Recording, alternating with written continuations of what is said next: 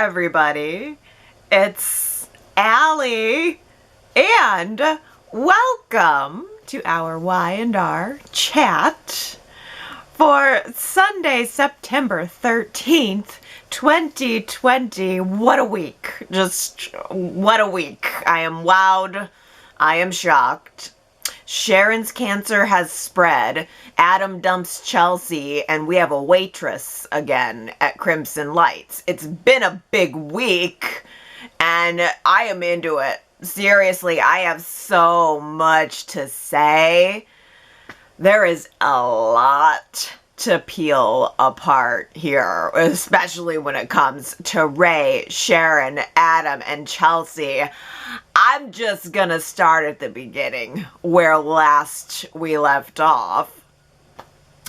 Sharon is in Adam's hotel room trying to talk him into going back to his old life. But Adam doesn't want his old life. That much is clear. Adam has seen something inside of himself that Sharon hasn't seen, that we haven't seen, that only he has seen, and now he can never go back. Sharon accepts that and goes back home, gets a phone call from her doctor. The test results are in, and she needs to schedule an appointment to go, get the news. But it was very startling to me that suddenly Sharon doesn't want Ray to go with her to the doctor's appointment. Why? Why doesn't Sharon want Ray to go? Well, it's because she's pulling away from Ray, that's why. And Ray made a point to her about how she wanted him there before. She thought that Ray was a good person to have there before, to help see things and hear things that maybe she might not be able to see and hear with the shock. But now suddenly, Sharon doesn't want Ray's help. Now, if Sharon just, wanted to be alone to get those test results because it's private, it's her body, it's her life and no one else's, that makes complete sense to me. But Sharon dismissing Ray from Team Sharon, she kind of kicked him out right there. That was the first moment where I realized, okay, Sharon is officially pushing Ray away. I don't know, maybe Sharon resents Ray in a way for being so strong at a time when she is feeling so weak. And I think maybe Sharon has a desire to be the strong one for someone.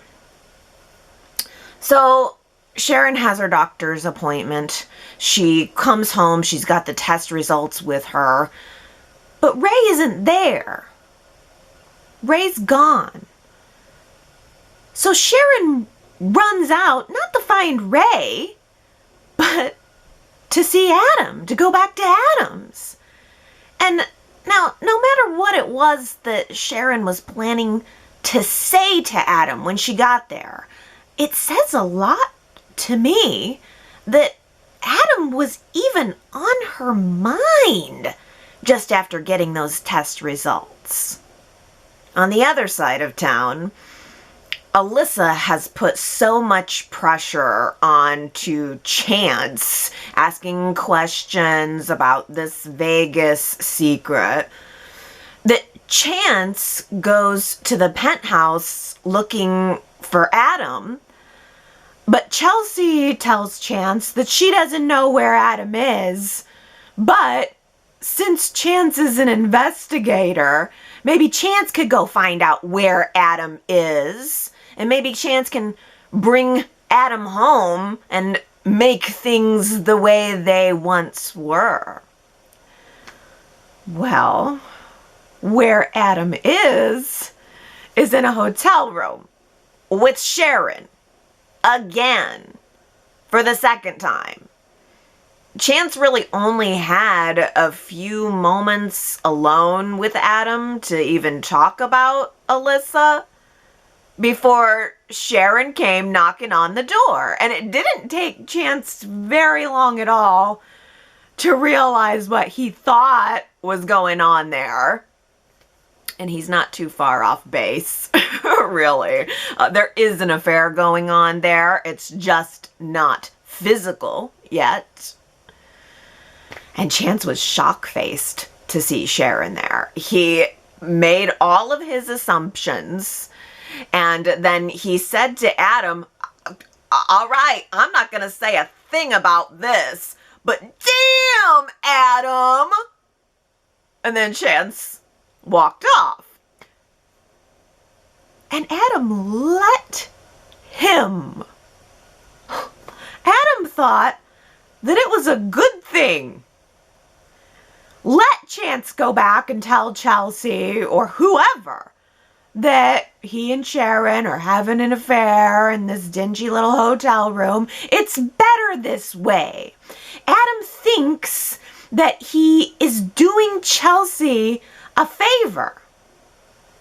In his mind, it's better to let Chelsea think that he's a betrayer now, rather than let her find out later that his worst fears about himself are true, and let Chelsea find out now rather than later that Adam's done something bad. In Adam's mind, he is sacrificing himself for Chelsea, for Connor. But although this scenario may work out very well for Adam, and in Adam's mind, it's not a better scenario for Sharon. Sharon does not want Ray or anyone else to think that she's off having an affair with Adam. And that didn't even occur to Adam.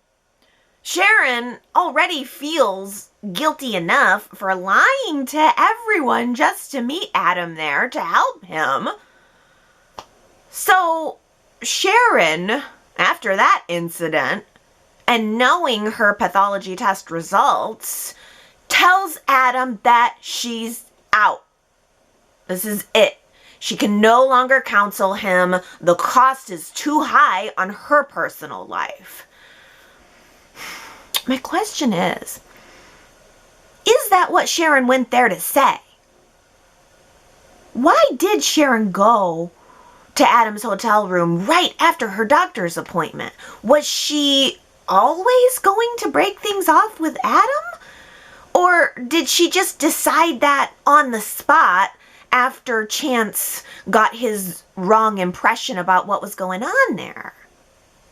It must be incredibly frustrating and heartbreaking for Sharon to feel like she can't save Adam and she can't even save herself.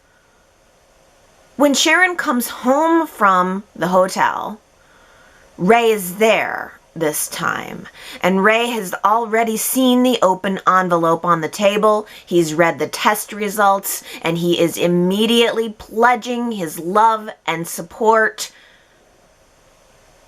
when Sharon collapses on the cottage steps. Just collapses into tears at a safe 6 feet of distance away from Ray, of course. Seemed like more than 6 feet of distance to me. It was so awful. It was so awful to see Sharon destroyed. And here's where an embrace from Ray was needed. And the only embrace that Sharon could get this week was from Adam. Damn you, coronavirus! And damn you, cancer! I will say, though, those cottage step scenes were the kind of scenes that I've been waiting for. Sharon having that moment of realizing that she has lost the control. The cancer has all of the control now. That is a heavy concept to carry and digest about one's self. We always think we have control. And now Sharon's realizing that she doesn't. The one thing you're supposed to have the control over, yourself, she doesn't. How do you go on day to day when you feel like you're not even in the driver's seat of your own life? That's the meat. That's what I was waiting to dig my fork into. And for Sharon, that's why she's been so focused on Adam. It's easier to focus on his problems. It's kind of hard to run away from something that's inside of yourself. So she's been running toward something different, toward a problem she might have a chance of being able to solve. And that's why she picked up the phone. Only after, learning that the cancer has spread. That's why she picked up the phone as soon as she could, and she texted Adam again to let him know that she changed her mind, that she will not abandon him. Because abandoning him would mean abandoning the only thing that she's been hanging on to on a daily basis. Later that same day, Sharon tells Ray another half-truth, and she goes back to Adam's hotel for the third time to follow through on the text message promise that she had made. But this visit wasn't as much about Adam as it was about Sharon. Sharon shared her test results and her fears with Adam. And she explained that that's the reason why she ran out on him before. Her life is just so out of control. But this, him helping Adam, this is giving her a sense of control. It's a choice that she can make. And of course, Adam tries lightly to talk her out of it. Tells her to go home, leave him alone, go back and focus on yourself. He's unfixable.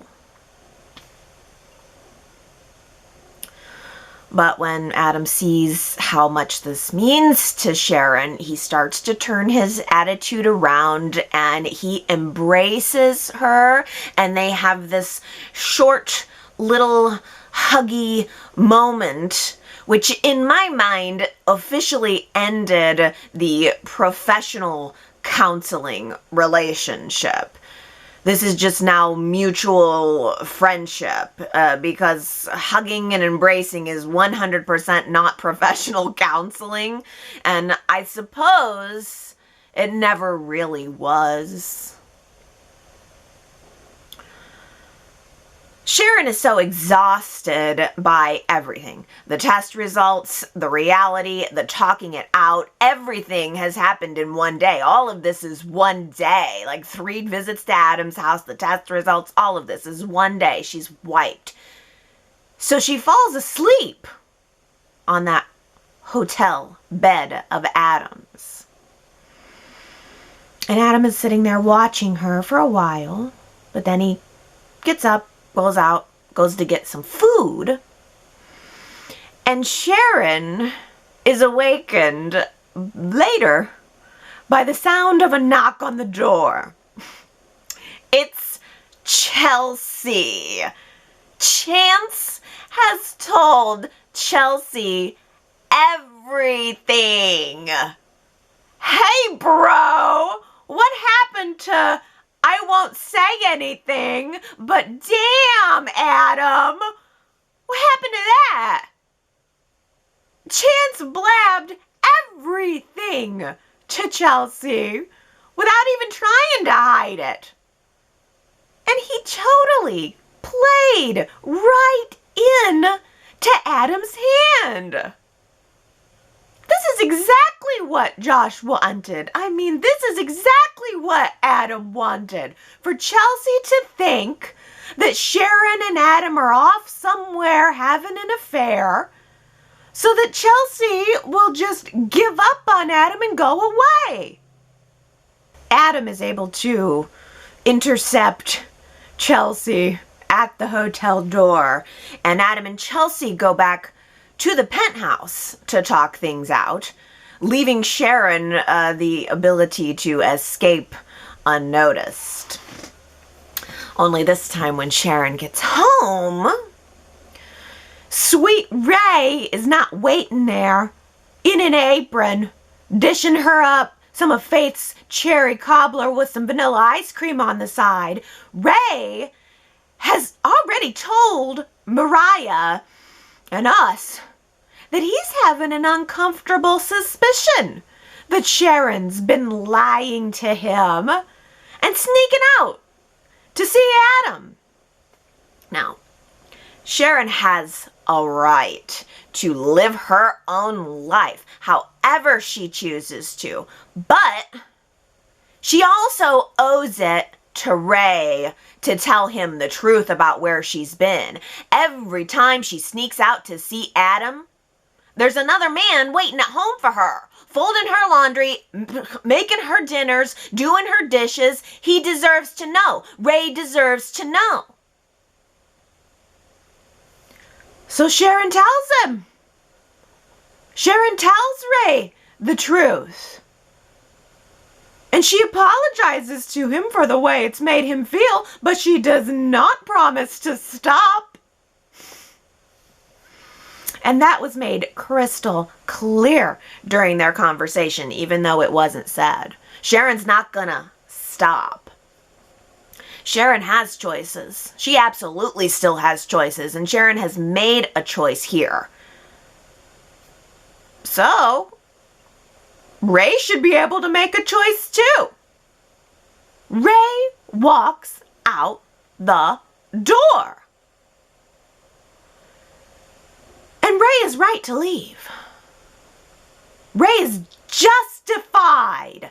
Sharon was just lying in another man's bed. You know it. I know it, even if Ray doesn't know it yet. Sharon betrayed him. Sharon's having an emotional affair, which will lead to a physical affair, which is the same thing that Nick did to her after Cassie died. Even after Sharon told Ray that she was lying to him, told him that she'd been out to see Adam twice today, and even after Ray walked out, Sharon was right back to thinking about texting Adam. The last time we saw Sharon on Friday, she was putting down the phone with Faith, then picking back up the phone to send a text to Adam, which she thought twice about and then decided not to do. Here's the thing. Y&R is not going to kill Sharon. Sharon is not going to die of cancer. This story is not about Sharon's cancer. Sharon's cancer is a plot tool. Y&R wants Sharon and Adam to get back together, so Y&R needed to create a trauma to break up Sharon and Ray. That's why the cancer is back. That's why they killed Cassie. Create the trauma to break up the couple and split it up. Move everybody along. Y&R can't have Ray breaking up with Sharon after what she's been through. No way. Ray would not do that. Ray's not leaving Sharon on his own accord. And also, Y&R can't cure Sharon and then have Sharon turn around and break up with Ray like, hey, thanks so much for supporting me through my cancer, but I've found a greener pasture now. No. Y&R had to make Sharon's cancer come back so that she could push Ray away. That's the path out.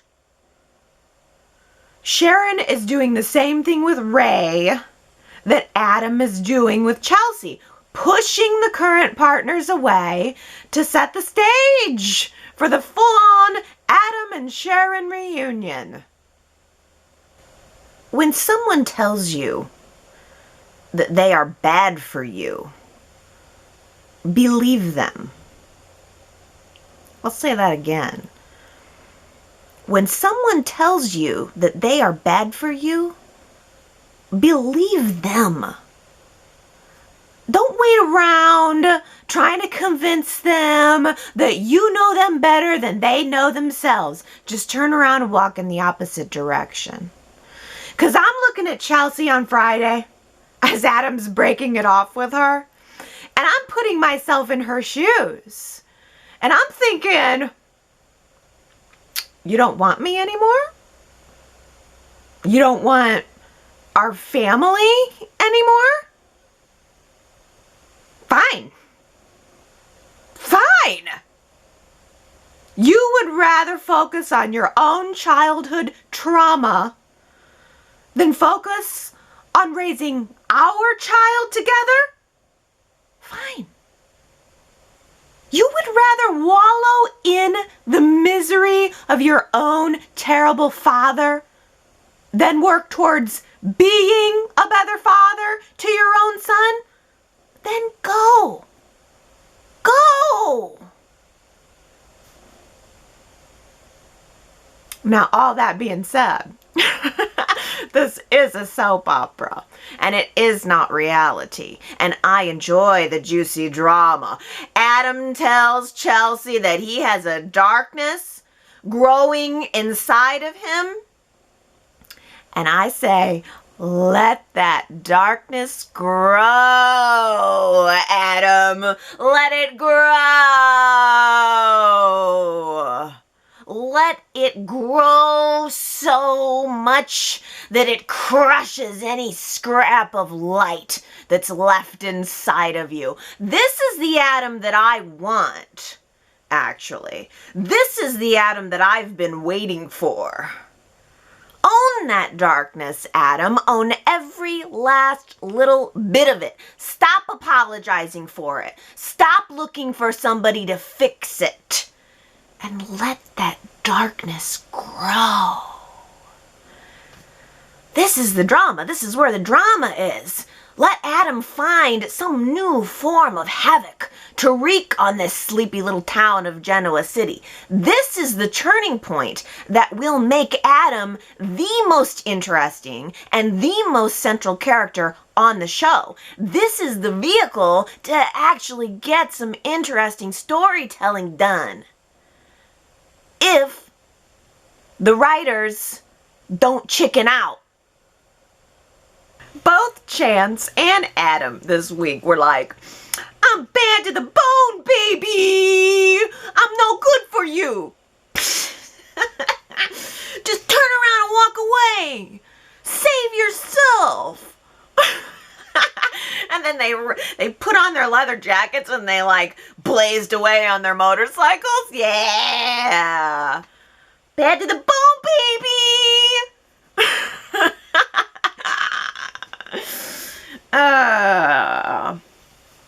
Abby thought Chance was actually breaking up with her, and it sounded like he was. But it turned out that he turned it around. He decided, no, I'm not leaving you. I'm just warning you. I'm here for you. It turned into a declaration of commitment for Abby and Chance. I liked Chance a lot this week. I feel like I'm getting used to his character, and I like seeing him with Abby. I'm ready to put Chance to the test, though. I want to see Chance get his hands dirty, too. Who cares about what happened in Vegas? I don't care what happened in Vegas. But let's find out what Chance is willing to do in order to cover it up. That could be good. Alyssa turned up the heat this week. I love watching her. Oh my goodness, the camera loves her. She has got some great, like, expressions going on in her face. There's a lot of nuance in that actress's performance. I think she's a total keeper. Who can we pair her with? And could it be Jack? Jack needs a new lady. Can't you see him having like a spunky younger lady? I don't know. We need to pair her with somebody, and we need to pair Jack with somebody. So We'll see. I like Alyssa. I think she made a very compelling challenge for Chelsea, because Chelsea may be some world-class con, but Alyssa is righteously indignant. And you can never underestimate someone who is righteously indignant. Although I don't know. I don't know. Maybe with Chelsea now having been burned by Adam, Chelsea having been caught in his spider web and not even realizing until it's too late that she was trapped there and there's no way out. Maybe Chelsea will turn into an ally for Alyssa or an ally for Billy? Billy really had some greatness just coming through, just sparkling through this week in that coffee house scene with Alyssa. Billy has not buried the hatchet with Adam. Billy will never bury the hatchet with Adam. And now Billy wants to hire Alyssa and buy her story to expose Adam. I think there's so much good, juicy drama and chatting that could go on, especially if we've got Adam versus Billy. I think those are two characters that work really well together and really get the conversation going. Billy tells Alyssa that Adam is incapable of redemption. That thing inside of all human beings that makes them strive to be better, Adam was born without that. Adam is just a spider, and he draws people into his web. They don't even realize that they're caught in the web until it's too late. And then he just moves on to his next meal. And Sharon is his next meal. Phyllis gets a bank loan to pay off Abby to officially put an end to their unholy partnership. Well, all right. Now there's some capital thinking, Phyllis. You mean to tell me that you could have just thought of that before dinosaur bones? Really could have saved you a lot of trouble and a manicure if you just would have thought to swap over that loan to a bank before dinosaur bones. I don't know. She also said that selling Grand Phoenix Escape Club memberships helped her pay down a significant part of the loan too. So Phyllis is basking in the pride of hotel ownership, and now she just has the bank breathing down her neck. All right. I loved the way that Nick did his little sigh of relief, like, yay, I'll no longer be thrust into the middle of Phyllis and Abby's fights. What middle? Nick was always on Phyllis's side. Not once did he even scold Phyllis about any of the hijinks that were going on with Abby. I don't know. Frankly, I think we needed to see more of Nick in the middle of Phyllis and Abby, not less. Josh Morrow is so gifted at comedy. He's good. When he's being funny, he's in his sweet spot. That's where he's the most likable. I like Nick keeping things light. I'm a little sad that it sounds like the Phyllis-Abby rivalry is over. And I don't know, I would have rather have seen Nick getting kind of comedically involved in Phyllis and Abby's foibles, rather than, I don't know, switching him over and seeing him in the middle of the heavy Newman family drama for the millionth time. Victor is rethinking all of the decisions that he's made when it came to Adam, which, by the way, in about 5 years, we will be seeing Adam doing the exact same thing. Rethinking all of the decisions that he made when it came to Connor. The cycle just continues. And Nikki tells Victor to reassure him that he's done the best he could do. Adam is just evil. Cut and dry. Evil. And Victor asks Nikki if she would feel the same way, if it would be so cut and dry, if they were talking about her child being an evil plotter. What if we were talking about her flesh and blood? Flash over to Newman Enterprises, where Nikki's flesh and blood is plotting something evil. I mean, hello? Nick was checking in with Victoria this week, and he sensed that she was plotting something, and he asked her about it, but she was not revealing her master plan. And Victoria just tells Nick, again, all of the ways that she feels betrayed by Victor, which are all very understandable and very legitimate. But Victoria does not let Nick know that she leaked Adam and Victor's story to Billy at ChanceCom. I think that the flesh and blood conversation between Nikki and Victor is most certainly a premonition for when it comes to Victoria and what's going to happen with her and how all of this is going to play out. Nikki was on her high horse about Adam, but it's gonna turn out that her flesh and blood, Victoria, will be willing to get down just as deep in the mud as Adam. Nikki gives Victoria an escape club invitation, which Victoria at first declines. Her life is astonishing enough at present.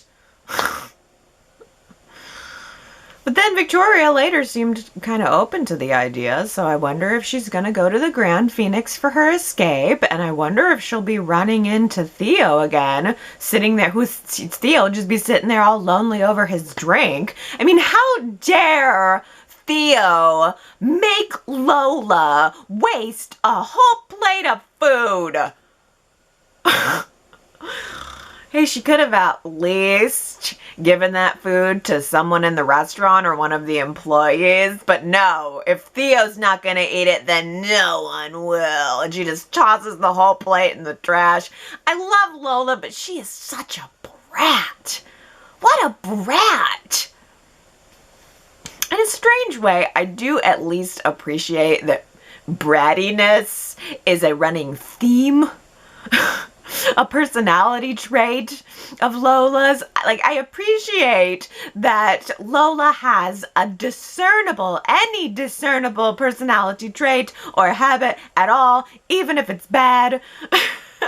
Because so many of our other characters on the show don't have discernible personality traits or habits. I'm gonna need to see her evolve past it, though. So Theo says that he's going to stop by the restaurant for lunch with Lola. And again, this is the restaurant, not her house. The restaurant, where she was going to be all day anyway. But Theo got wrapped up at work, chopping it up with Billy, and he shows up way later than she expected. All right. It wasn't great. He could have contacted her fine. But then she throws this little hissy fit about it. And okay, fine, I'll forgive the hissy fit. She was mad. But what really gets me about what happened between Theo and Lola is that when Theo tried to talk to her about what was bothering her, she just does that thing where like someone says that nothing's wrong, but then they get all cold on you and you know that something's wrong, but they won't tell you and they just freeze you out. It's so emotionally immature.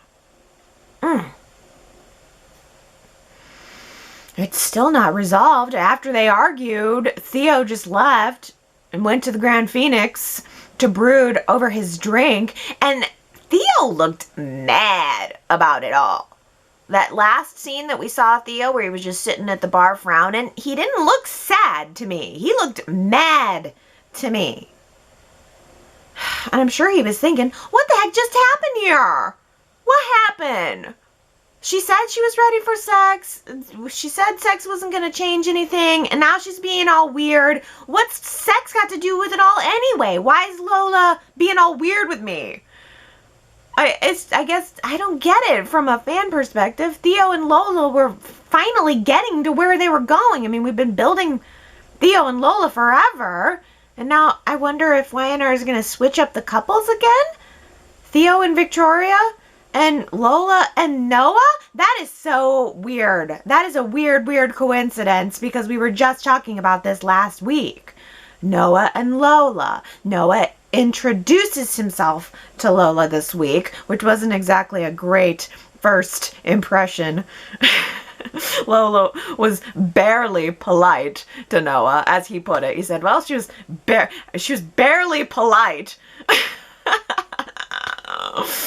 And I think we all know what that means. I mean, barely polite is the best possible place to launch a new romance. The moment that Devon handed Hilary's hair sniff box, his hair sniffing box, over to Nate, Hilary hair sniffing box. I don't know why, but that notion tickles me. As soon as Devon handed over the box to Nate, Elena became instantly paranoid that Devon would be falling in love with Amanda any minute now. And then Elena went right to Nate and confessed to Nate that she was hoping that Devon would decide not to get involved. Because now Devon is involved. And now Devon is emotionally invested in the outcome. Devon decided that his beloved late wife, Hilary, would have wanted to know if she had a twin sister. Devon believes, and said that he believes, that Hilary would have embraced Amanda, and Devon believes that he will be doing right by Hilary's memory by embracing Amanda too. Now, a funny thought occurred to me this week, and I think it would make a fun poll question and a little bit of a fantasy world here. Do you think that Hilary would have embraced Amanda? Would Hilary and Amanda have been friends? Or would they have been enemies? That's the poll question for the week at yrchat.com. And I think it'll be fun to speculate on this topic because I think that Hilary would have felt threatened by Amanda. I don't think Hilary would have liked it at all having an identical twin sister who possessed all of her physical beauty, but also had some of the more desirable personality traits that Hilary did not have. Amanda is possibly more likable than Hilary was, and I think that would have ticked Hilary off. Hilary liked being the center of attention. That's the one thing I know for sure about her. And I don't think that she would have liked sharing the spotlight or being compared to an identical twin sister. Well, I guess we'll find that out next week if Amanda actually is Hilary's identical twin sister, or if there is another twist down the road. Next week's preview showed Amanda sharing her DNA tests with Devon, and the look on Amanda's face said, do you think we're going to be having Thanksgiving at your place this year or mine? Oh, a sign of the times. Y&R has put some socio-political message into the show this week. Lily returned from a big conference And she has a catch-up session with Billy to tell him that she has plans to diversify ChanceCom. Lily wants to make ChanceCom a platform for a multitude of different voices in this world. Well, that all sounds very well and good. And you better believe that those few short scenes blew up my website on the back end. It all just kind of came off like lip service to me. I just got the impression that some CBS executive just crossed something off their to-do list that day. It's easy to talk about wanting to diversify something, but it's much, much harder to actually step outside of yourself and to see and listen, let alone echo someone else's point of view. And I know this firsthand because Lily is talking about doing with ChanceCom the same thing that I did with Y&R Chat years ago. Let me tell you, it was a breeze for me to come on here every week in the early days and just state my one opinion, to echo my own one viewpoint. But actually, it's incredibly challenging. In fact, it is the most challenging part of Y&R Chat and the most time-consuming part of putting together Y&R Chat for me each week. Collating the comments takes double the amount of time that I need to put in. I'd be done in half the amount of time if it was just, my one opinion. But I try very hard, and in fact, I stress myself out constantly to pick the right comments. Am I getting a little something from everyone who participated? Am I getting too much from any one person, not enough from someone else? Am I, presenting other point of views than my own? Am I going out of my way to find opposing points of views? I really try to do all those things, and yet I know that I can't make everyone happy. Everybody's never going to be happy. So, yeah. I mean, picking the comments for Y&R Chat is the biggest hurdle that I have to get over every single week. But I think that it gives Y&R Chat a much more balanced conversation about the show, and that's what I want. And that's the sense of what Lily was talking about, creating more balance. So anyway, yeah, ChanceCom should be more like Y&R Chat. My life is astonishing enough at present. That is just such a cold line. I don't know that it could come from anyone other than Victoria. She is such a cold robot most of the time.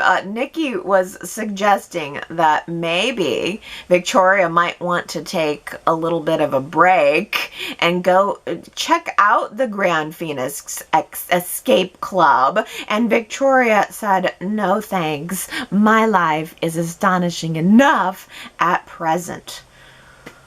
What a stiff suit she is. I don't know that there's anything about Victoria's life at present that actually is astonishing. Maybe that's just me. Well, this was a week where we had more than one winner of the Who Said It quote. That makes me happy to see. Our winners are Daisy, Heather, Henry, Victoria, Keisha, Jana, and Kamna.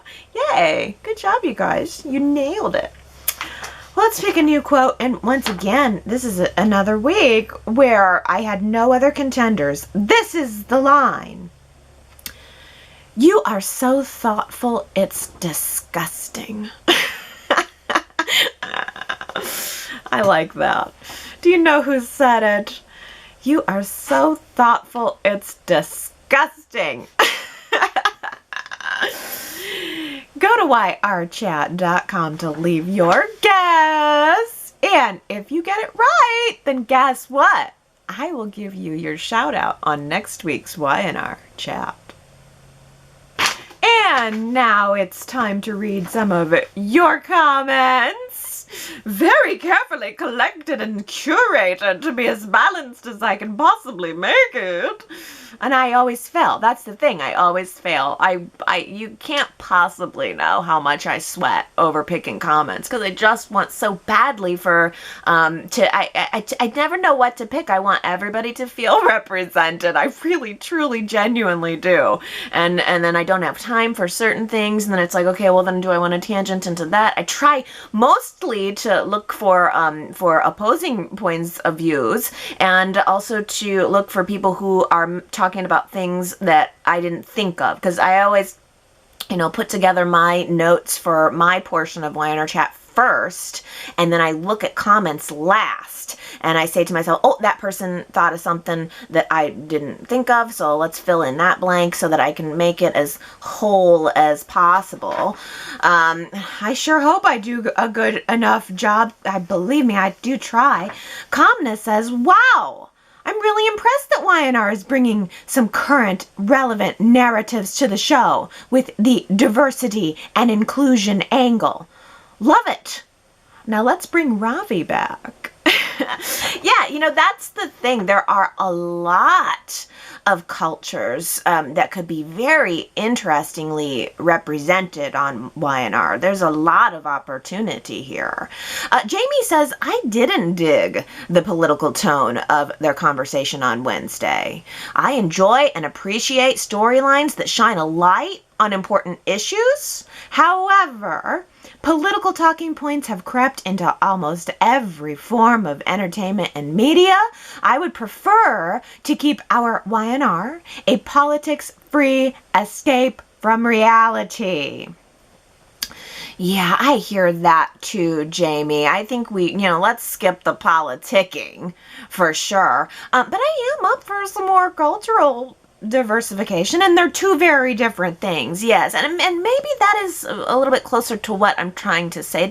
It did feel that it was more of a let's just toss this out there, let's check this box and toss this conversation into the show, as opposed to it actually seeming genuine and yeah, I don't know. I mean, I would love to see some more voices represented on Y&R, not just hearing somebody talk about it, as a talking point. I was honestly enthralled the time we found out that Theo had his Dutch heritage. Like, I was all over his oliebollen. Like, that's freaking fascinating to me. I mean, ultimately, I think maybe I would love to have some more cultural diversity on the show so I can find out what everybody's mama was cooking for them growing up. That's what I really want to know. Get to the heart of it. Just tell me what your family was cooking. Oh, yes. Well, this is a very interesting little prediction from Kamna, who says, so, what if Dan from the Newman Enterprises video conference fame, what if Dan turns out to be Hilary and Amanda's long-lost dad? His scene was really long for a guest appearance and seemed like it was foreshadowing more. I never would have thought about that, but dang, Kamna, that makes sense as to why his scene was so long. It was incredibly long, in fact. That's an interesting connection to have. I like it. Ooh, yeah. That might just be it. You might just be right, girl.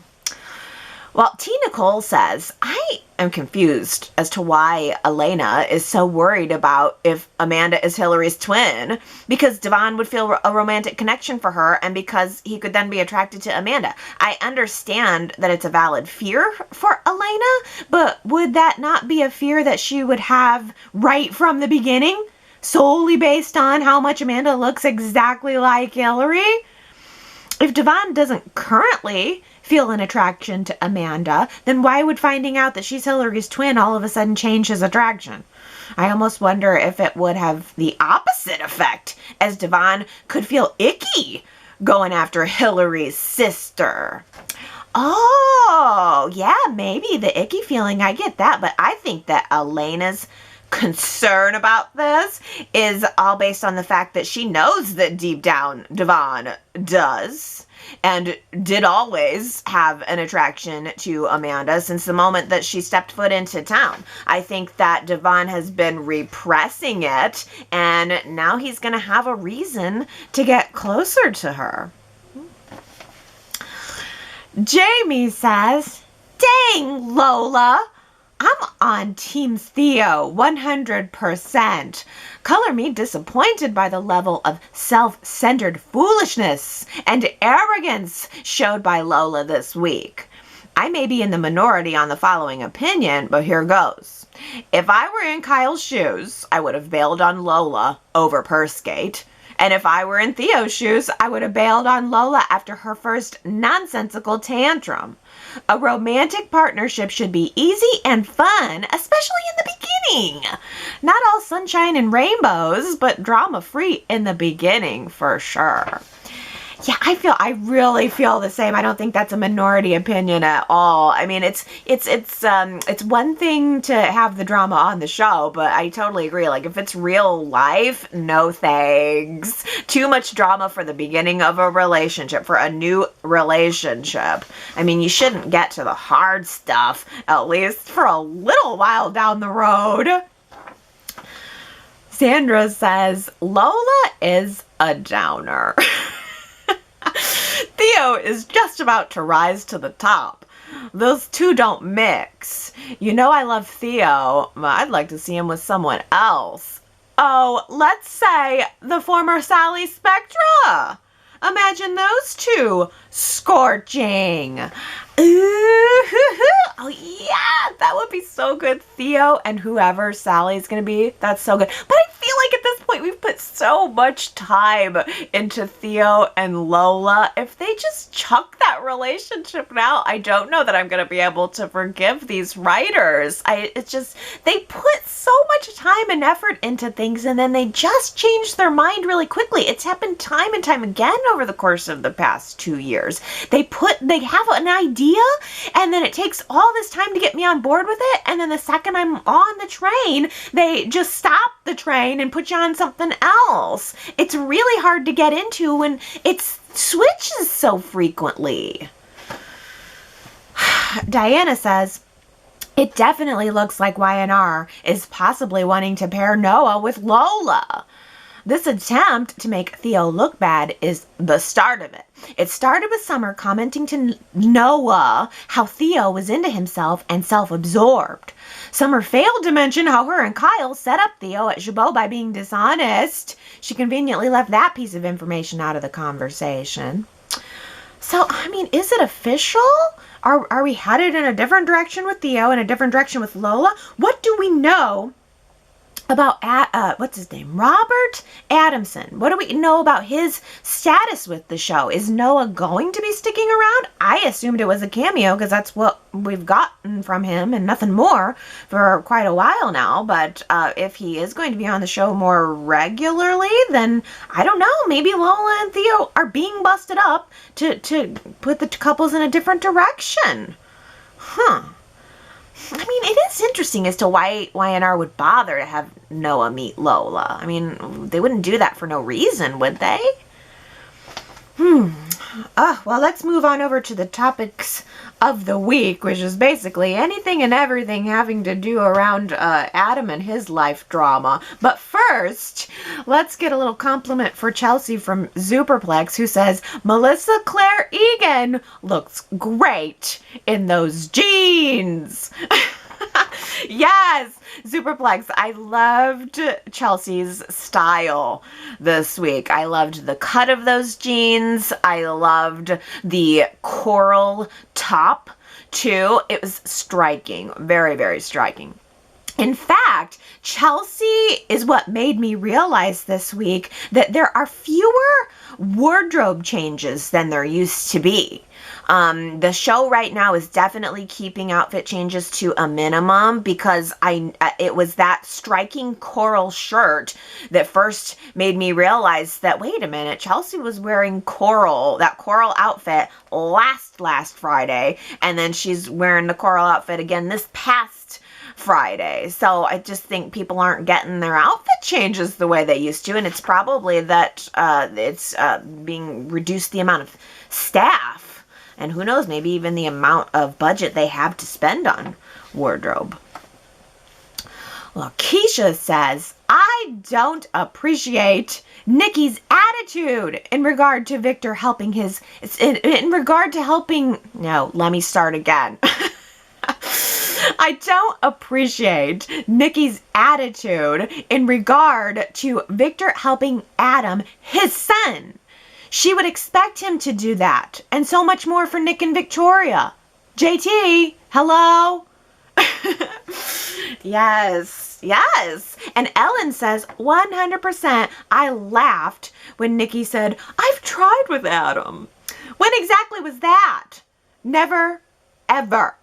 Nikki does nothing to try to understand Victor's feelings about his son.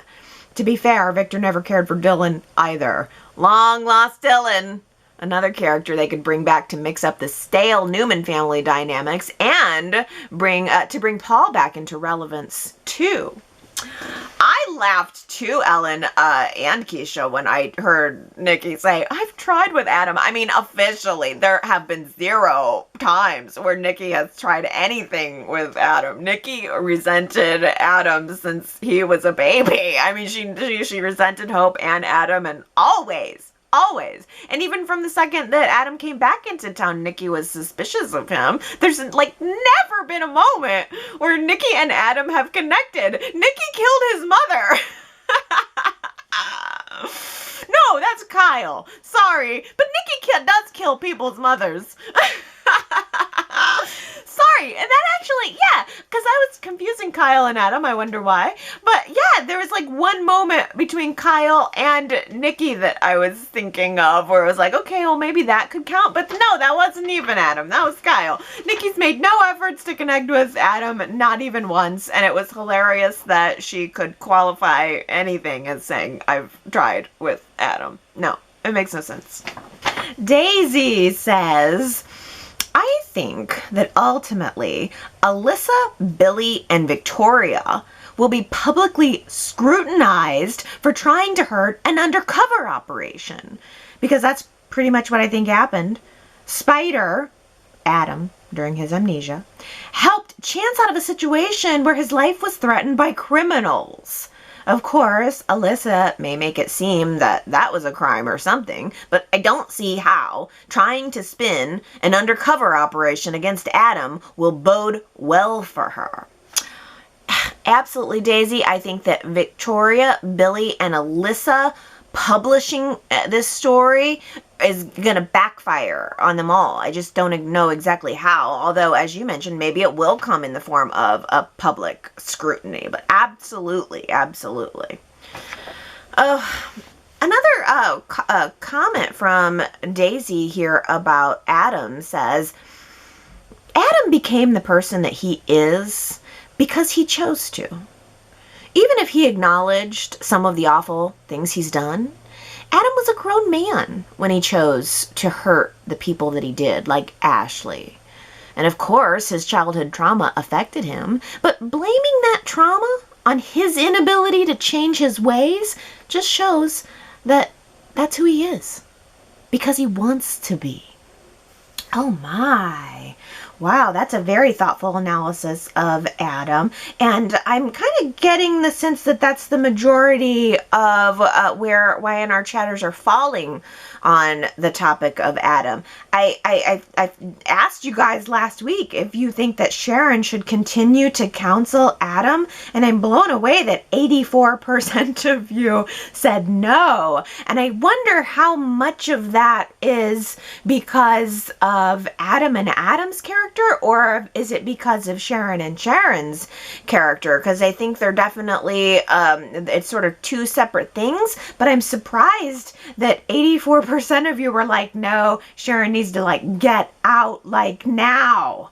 I don't know if that's the majority of Y&R fans at large, or if that's just a Y&R chat community, because I kind of feel like the Y&R chat community is so much smaller. We're like the kids who are like smoking under the bleachers at the football game. I don't know that we're really watching the football game on the same level that everyone else is. I wonder if the Y&R fans at large are liking Sharon counseling Adam and want that relationship to continue, but certainly 84% of the Y&R chatters are saying no, and I imagine it's in part due to kind of what Daisy is saying, that Adam hasn't made, or I don't know, he's stopped deciding to make his changes, and then we have Sharon going through her cancer, and I think people don't necessarily want to see Sharon get herself involved in anything that's going to be detrimental to her. Marianne V voted no and says Sharon has more of a fight ahead of her when she finds out that the lumpectomy was not a success. She needs to take care of herself now. Yeah, I think that's a good sentiment, that Sharon needs to be taking care of herself. Although I'm not really seeing a whole lot of signs saying that she's not necessarily physically taking care of herself. But the fact that she's pushing away somebody who cares about her so much like Ray, that feels like a little bit of a emotional or a mental sign to me that Sharon is also entering into a very dark place. Victoria says, I voted no. I don't want to see Sharon continue to counsel Adam. Now that Sharon knows that her lumpectomy was not enough, she's facing a hard battle. She needs the support of everyone around her. She does not need to referee between her needs and Adam's. If Adam truly cared about her, he would have seen how upset she was during her visit. She asked him to think outside of himself, but he couldn't. Adam needs to feel his pain and then make a decision going forward without involving Sharon. He should be leaning on Chelsea. And if he can't do this, then he needs to find a way to stay connected to Connor and disengage from Chelsea. Oh my, Victoria. It was very striking to me that, Sharon has just had this revelation that her cancer lumpectomy was not successful. She goes to Adam, and there was this feeling in the room like, Adam, shut up about yourself and ask Sharon how she is. Like, we need to ask Sharon how she is. But maybe that's what she likes about being around Adam, that, in the rest of her world, everybody else is constantly monitoring her and saying, how you doing? Whereas with Adam, that wasn't really a part of it. Her cancer really didn't have anything to do with it. And I wonder if that's part of the appeal for her. But I also really strongly like your comment that Adam can choose to be with or without Chelsea, but I think we need to see him making some efforts to engage with his son. Now, of course, it's kind of clear that there aren't a lot of child actors on the show right now. I don't think we haven't seen Faith even. The cast is definitely pretty tight at the moment, but I would like to at least hear some stuff coming out of Adam's mouth about anything about Connor, really. I think he should at least say, I'm done with you. I don't want to drag you into this. I still have a relationship that I want to pursue with my son. Let's set it up or something. There's just not there. I mean, that's just not there. And I think that Adam's relationship with son has always been part of his one of his redeeming qualities, that he's always been a good, or he has seemed to be a good father, and now it just seems like he's kind of following down the same path that Victor did when it comes to his son. Colleen said, Adam is being so selfish. He never asks Sharon how she's doing. He just barges in with his own agenda. I wish that Sharon would be stronger and not let Adam use her. On another note, as soon as Sharon came on screen in that wraparound dress on Monday, I thought to myself, here we go. Especially when she went to his hotel room, not once, but twice. I haven't seen Friday's episode yet, but a hookup seems inevitable. Amazing job this week, Sharon Case. I loved seeing the actress dig deep into the cancer story. I had to read this comic, Colleen, because of the wraparound dress. I know. She's wearing the wraparound dress, and then then they sit on the bed, and then they hug on the bed, and then she takes a nap on the bed, and I all the time just waiting for the dress to pop off. For the dress to just fall off. Oops. Oh, but to your larger point, too, it was so good to see Sharon Case. She is so gifted, and she is so good, and honestly, so is Mark. They're both very good in their respective roles. There is something appealing about watching a car crash come together. I feel torn a little bit. It's like the person who likes to watch soap operas in me is like, all right, let's go. I'm on. Whatever you want to do, just do it. Stick with it, and I'll go with it, and I'll find a way to empathize with it and get into it. But then the woman in me thinks, stay far away from this guy. Don't get involved with him. He's bad news, and he will drag you down. And I've learned through my life to identify those who will drag you down, and then I avoid them. It has served me well. Superplex voted in the minority that Sharon should continue to counsel Adam, saying, yes, she should, because then we can finally get rid of Ray. Ray and Sharon's relationship is just about as exciting as taking a tablespoon of milk of magnesia. Oh, that sounds gross and awful. I think that Sharon and Ray could have been exciting. They just weren't given the opportunity. They weren't really given the writing.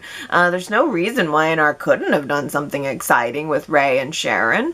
I don't know. I guess I'm just old school. Maybe it's just the point in my life. I'm not as excited by the bad boy. I like a good man, and I think that Ray is a good man. But Superplex also says, we are in the middle of Ray's transformation into a villain.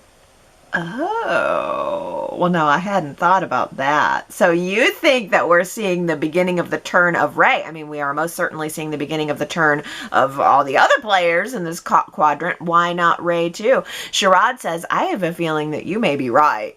Ray has been too good for so long. Besides, how can he continue to be a doormat for Sharon? Yeah, Ray maybe needs to move on. Ray maybe needs to now see the writing on the wall now that it's been spelled out for him. And maybe he needs to move on. Gary says, as Ray observes that Adam has become Sharon's #1 in her Team Sharon support system, will he be able to leave her outright? Or will duty keep him hanging on in resentment? As Sharon encourages him to go, will he?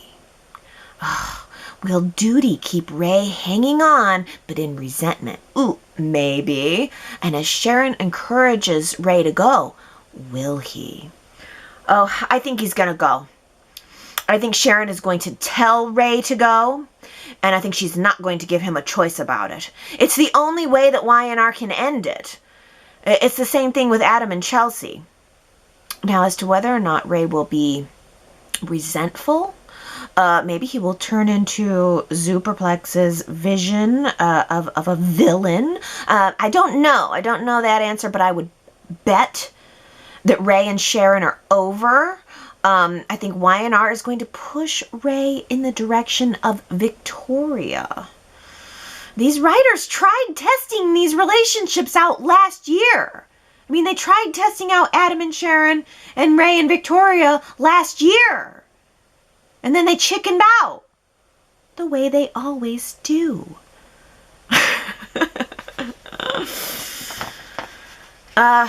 Sherrod says, that last scene with Sharon and Ray broke my heart. But because of the COVID crap, the show could not have the woman be comforted by her man and held in his arms. This is when the issue is very glaring and it sucks. Victoria says, I agree. For the first time, it was very obvious to me how COVID has changed the filming.